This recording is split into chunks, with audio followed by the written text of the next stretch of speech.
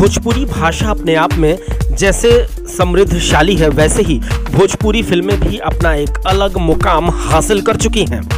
बात अगर गोरखपुर की जाए तो लगातार यहाँ पर कई फिल्मों की शूटिंग हो रही है।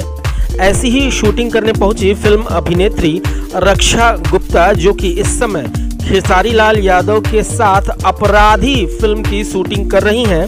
रक्षा इसके पहले कई अलग अलग फिल्मों में अपनी एक्टिंग का लोहा मनवा चुकी हैं और साथ ही ये नच बलिए सीजन 6 की सेकंड रनर अप भी रह चुकी हैं। न्यूज़ वॉच 18 से बात करते हुए रक्षा ने कुछ इस तरह से अपने अनुभवों को साझा किया। भोजपुरी फिल्म इंडस्ट्री अपने आप में मील का पत्थर साबित कर रही है, अपने आप में कीर्तिमान स्थापित कर चुकी है और इसी के नज़रिए से जो युवा कलाकार हैं उनको मौका भी मिल रहा है, ख़ास तौर पे बिहार के या फिर पूर्वांचल के।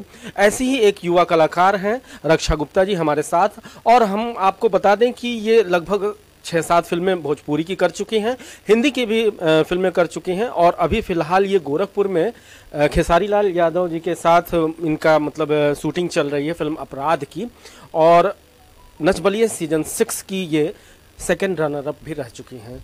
आइए हम इनसे बात करते हैं कि और क्या क्या संभावनाएं हैं युवाओं के लिए, ख़ास तौर पे अपने इलाके के जैसे पूर्वांचल और बिहार के लोगों के लिए। सबसे बड़ी बात है कि आप सबसे पहले कि न्यूज़ वॉच 18 की तरफ से आपका बहुत बहुत स्वागत है। थैंक यू सो मच, आपका भी, और आप सभी को नमस्कार मेरा। ये बताइए कि अब तक की आपकी क्या क्या उपलब्धियां रही हैं रिगार्डिंग अगर बात की जाए फिल्म इंडस्ट्री की, भोजपुरी फिल्म इंडस्ट्री की। अभी तक उपलब्धियां मैंने 6-7 फिल्में कर चुकी हूं मैं, और मेरी एक फ़िल्म जो अभी रिलीज़ हुई है, क्योंकि कोरोना था, लॉकडाउन था, तो फिल्म रिलीज़ नहीं हो पाई।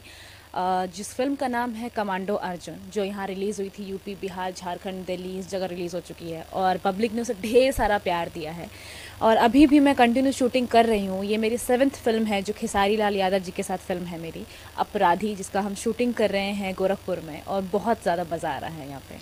अच्छा, कहीं मैंने सुना है कि आपने परंपरागत तरीके से थिएटर भी किया है, उसके बाद फिर आप इस मैदान में कूदी।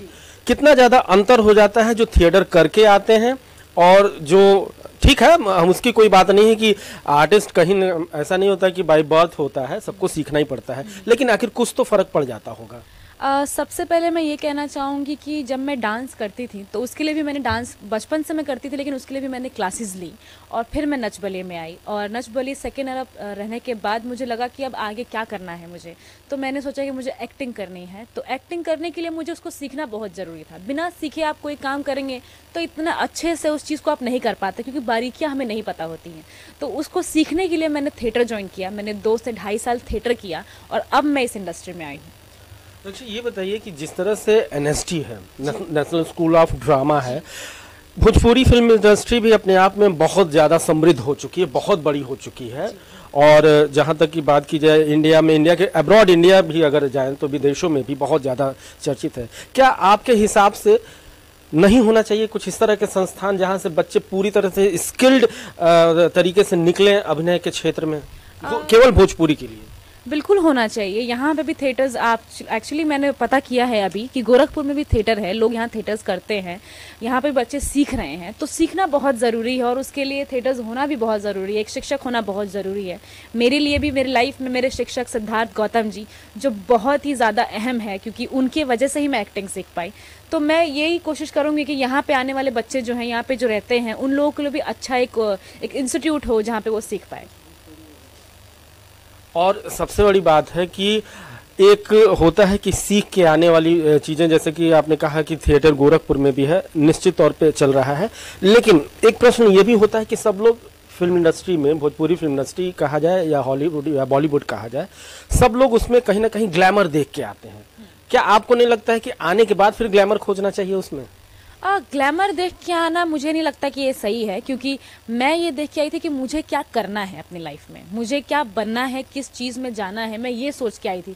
तो सिर्फ अगर ग्लैमर देख के आप लोग आ रहे हैं तो इसमें इतना अच्छा नहीं है। अगर आपको सीरियसली कुछ करना है, अगर आपका एम है कि आपको एक्टिंग करनी है, आपको एक एक्ट्रेस बनना है, तो उसको सीखना बहुत ज़रूरी है और उस सीखने के साथ वो एम लेके आना बहुत ज़रूरी है। अच्छा, एक चीज और बताइए, कहीं ना कहीं आपने एक अपने जीवन के साथ, चाहे अभिनय के साथ, एक मापदंड जरूर तय किया होगा कि इस लेवल से नीचे का काम नहीं करूंगी या इस तरह का काम नहीं करूंगी, थोड़ा उसके बारे में बता दीजिए।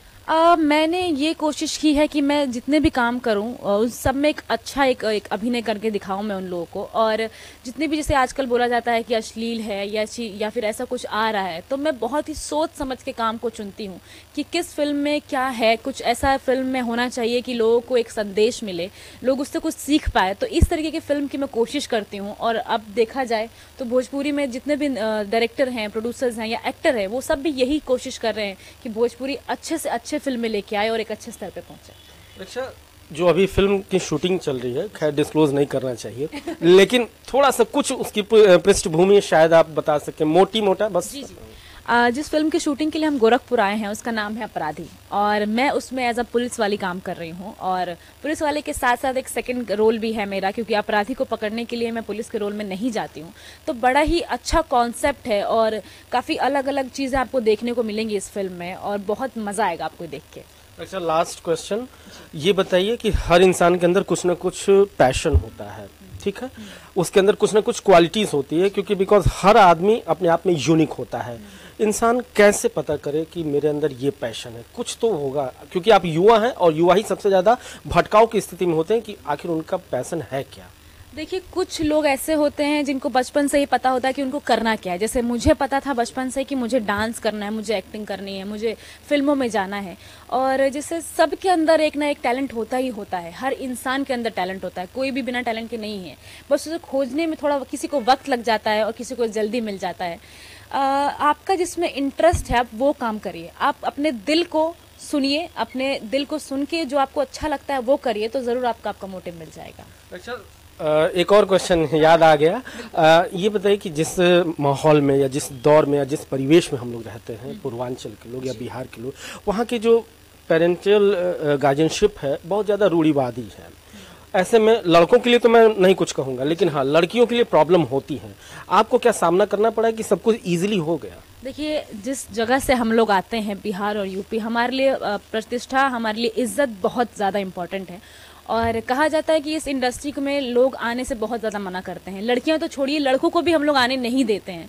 तो हाँ, शुरुआत में मुझे भी इस चीज़ को देखना पड़ा, इस चीज़ को मुझे भी झेलना पड़ा, क्योंकि मेरे पापा पहले सपोर्ट नहीं करते थे ऑब्वियसली, क्योंकि डांस करना, एक्टिंग करना हमारे में अच्छा नहीं माना जाता था तब। लेकिन नच बलिए के बाद मेरी पूरी फैमिली मुझे इतना ज़्यादा सपोर्ट करती है, और उससे पहले से ही मेरी मम्मी मुझे सपोर्ट करती है। वही एक ऐसी इंसान है जो पूरे घर में मेरे लिए हमेशा से खड़ी थी और आज भी खड़ी है। तो निश्चित रूप से बिना सपोर्ट के, बिना गार्जियंस के सपोर्ट से जो कलाकार हैं, जो बच्चे हैं, टूट जाते हैं। लेकिन जिस तरह से रक्षा ने बताया कि हाँ, धीरे धीरे फिर सपोर्ट मिलता गया, तो उम्मीद है कि इस इंटरव्यू से आपको निश्चित रूप से कुछ न कुछ जानकारी मिली होगी, खासतौर पर उन युवाओं को जो कहीं ना कहीं अपने आप को फिल्म इंडस्ट्री में, भोजपुरी फिल्म इंडस्ट्री में या फिर बॉलीवुड में कहीं जगह तलाशने की कोशिश कर रहे हैं। न्यूज़ वॉच 18 के लिए मैं सुनय पांडे।